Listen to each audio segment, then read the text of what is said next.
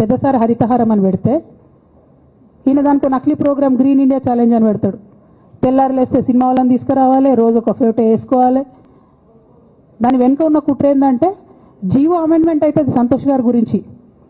ఆ ఫారెస్ట్లను 10% ఇన్కమ్ ఎవరన్నా ఇస్తే అమ్యూజ్మెంట్ పార్క్లకు ఇస్తారన్నట్టు. దానికోసం జీవో అమెండ్ అవుతుంది. దానికి ప్రభాస్ గారిని, చిరంజీవి గారిని, అనేక మంది సినిమా స్టార్లను మోసం చేసి వాళ్ళని తీసుకుపోయి వాళ్ళతో ఫోటోలకు పోజులు ఇప్పించి ఫారెస్ట్లను కొట్టేయాలని ప్లాన్ అయినది. ఇక ఈయనకి 2-3 మనుషులు ఉంటారు సంతనకి. ఒక ఆయన పోచంపల్లి శ్రీనివాస్ రెడ్డి అని ఎమ్మెల్యే.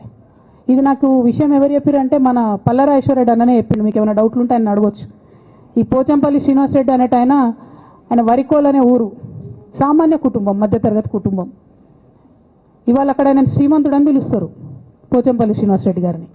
ఇక్కడ నాకు పల్లరాజేశ్వరరెడ్డి గారు చెప్పిన సమాచారం ప్రకారం మోకిల్లాలో mega Srinivas Reddy, mega company ఉంది కదా, ఈ కాళేశ్వరంలో అవినీతి చేసిన mega company plus Pochampally Srinivas Reddy గారు కలిసి 750 కోట్ల విల్లా ప్రాజెక్ట్ చేస్తున్నారు మోకిల్లాలో.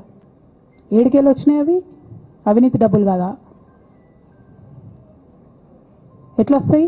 ఎవరైనా who is this Pochampally Srinivas Reddy? Santosh Rao classmate.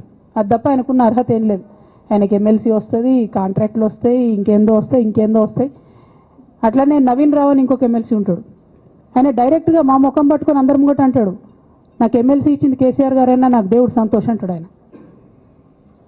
మరిన్ని ట్రెండింగ్ వీడియోల కోసం న్యూస్ 18 తెలుగు యూట్యూబ్ ఛానల్ను సబ్స్క్రైబ్ చేసుకోండి.